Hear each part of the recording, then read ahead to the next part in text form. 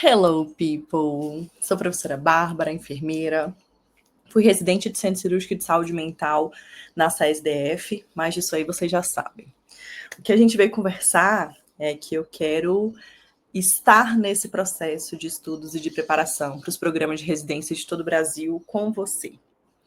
E aí o que me chega muitas vezes é que vocês estão sem rumo, né? Sem um direcionamento para os estudos, sem saber por onde começar, o que tem que estudar. E aí essa nossa conversa é justamente para poder ir direcionando vocês nesse processo de preparação.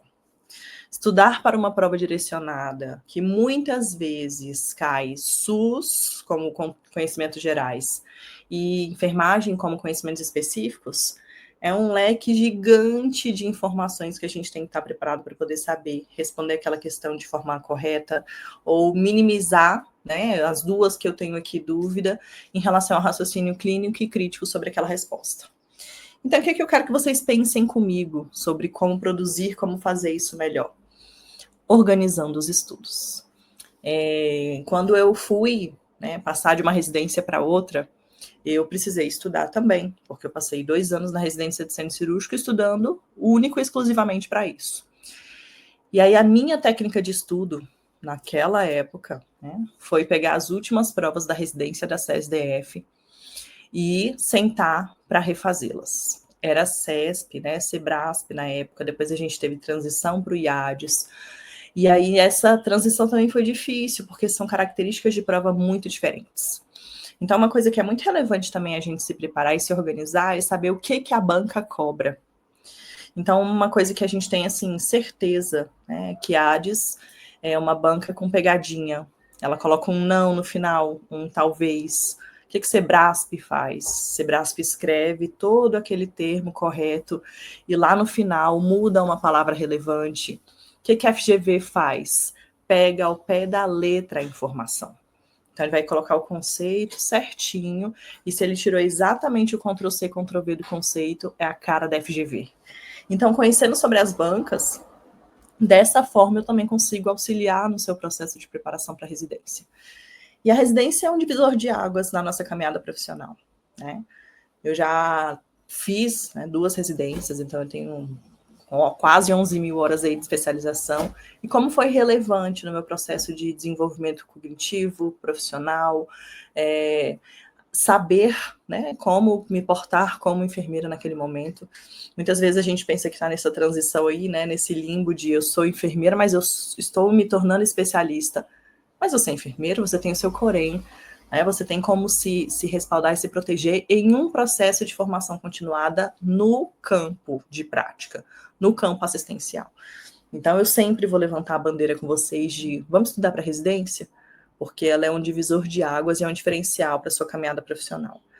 Então, vocês já me ouviram falar muito disso, né? A gente tem que ter um currículo relevante, a gente tem que ter um currículo diferenciado. Hoje, você terminar a sua graduação apenas descrito lá no seu currículo bacharel, não faz diferença, né? Participar de eventos acadêmicos, apresentar trabalhos, participar de iniciação científica. A gente vai falar disso em um outro momento, mas eu quero que hoje você esteja comigo sendo direcionado para estudar para residência.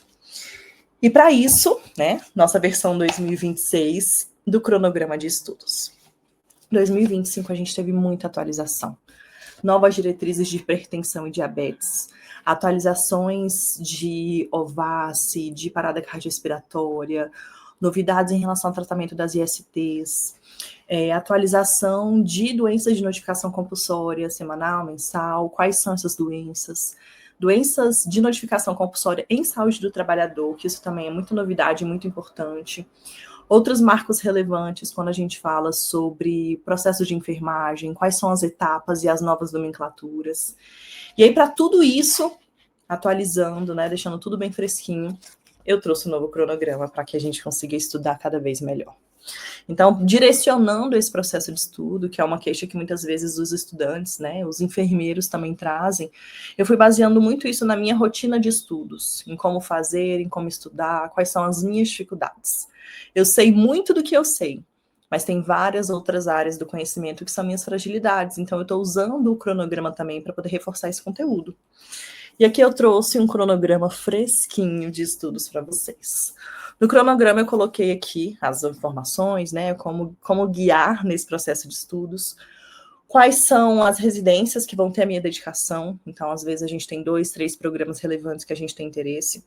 Eu estou com vocês aqui em Brasília, né? Então a gente tem vários programas, pelo menos 6 programas de residência de enfermagem aqui no DF.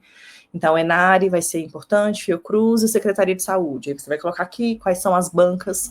É importante a gente saber que banca que está tomando frente da nossa seleção. E depois eu dividi o cronograma em 12 semanas. Aqui na lateral eu coloquei, né, questões e revisão. Então, questões, se você já fez questões sobre aquele tema, né, se você ficou atento também a pontos de atenção e atualizações. Então, quando a gente tem uma atualização relevante, eu coloquei assim, ó, atualização que a gente tem que estudar sobre SUS, 80-80. Teve muita coisa que foi acrescida, né, que foi adicionada na 80-80 agora, então a gente tem que ficar atento. E aí eu coloquei aqui atualizações, né, e pontos de atenção e questões e revisão. Vocês já me ouviram falar também, mas eu tenho o meu caderninho de erros. E o meu caderninho de erros, ele acontece como? Estou estudando um conteúdo, errei a questão. Eu venho para o caderninho de erros estudar. Vocês sabem que eu gosto de estudar como os mais os astecas. Papel e caneta. Inclusive as 2 canetas aqui, ó, já separadas, para deixar tudo azul e verde, combinando com a cor do caderno. Mas se você quiser estudar pelo tablet, se você tiver outra forma de estudar, maravilha. Aproveite, né? Então, o que eu gosto de fazer? Fui estudar um tema, errei a questão, ou então aquele tema se atualizou, traz para o caderninho de erros. Não adianta a gente querer revisar todo o conteúdo da enfermagem da vida inteira, não dá tempo. Mas aqui é relevante a gente ir pensando em acompanhar o cronograma. Fiz em 12 semanas, por quê? Porque muitas vezes é o tempo que a gente tem de preparação antes das grandes provas. Então, eu quero que vocês imaginem que as nossas provas da residência, elas vão acontecer, né, normalmente setembro, outubro, novembro. Não tem problema, a gente ainda tem tempo para isso. Então, esse cronograma pode ser duplicado. Você pode estudar uma vez o cronograma inteiro nesse primeiro semestre fazendo as questões, no próximo semestre fazendo a revisão, ou vice-versa. Primeiro faz a revisão desses conteúdos que são relevantes e depois vamos estudar fazendo questão. Mas eu quero que vocês pensem que fazer isso de uma forma gradativa, né, e misturada, embaralhada, é melhor do que sentar para estudar tudo de uma vez.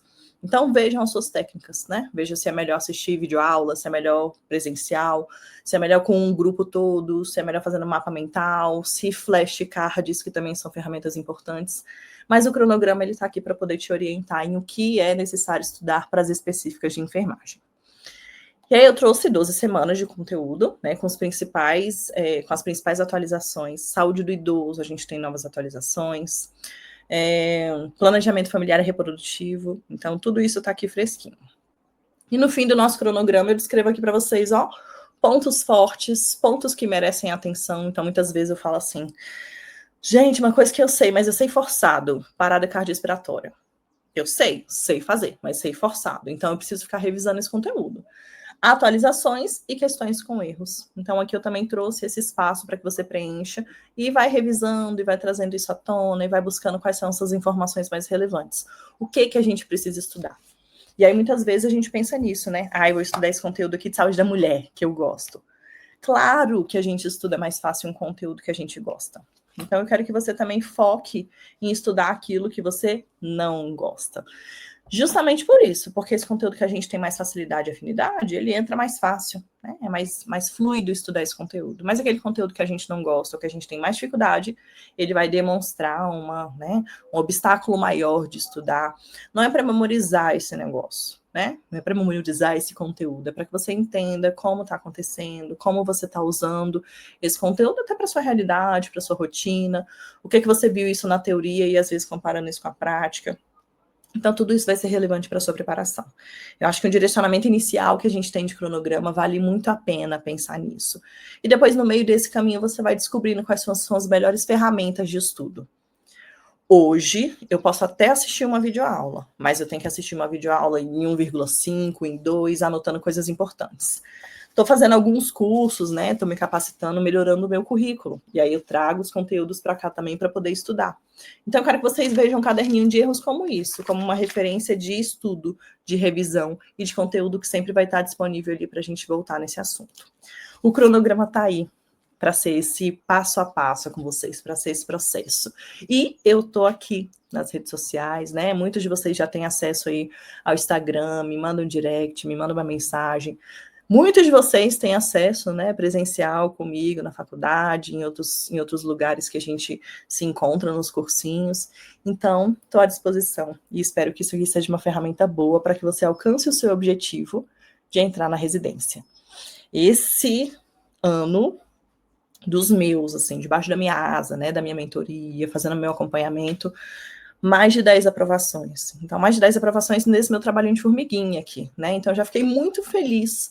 E contando ainda com as próximas que virão, né? Com as segundas e terceiras chamadas, com os meus estudantes também dos semestres anteriores, isso me deixa muito realizada. Porque, como a gente falou bem no comecinho, a residência fez uma diferença muito importante na minha caminhada profissional. E eu espero que faça na sua também. Então, vai, acompanha, né? Adquire o seu cronograma e vamos estudar por ele. E estou por aqui. Teve alguma dúvida no cronograma? Tem alguma dúvida de conteúdo que quer que a gente dê uma reforçada?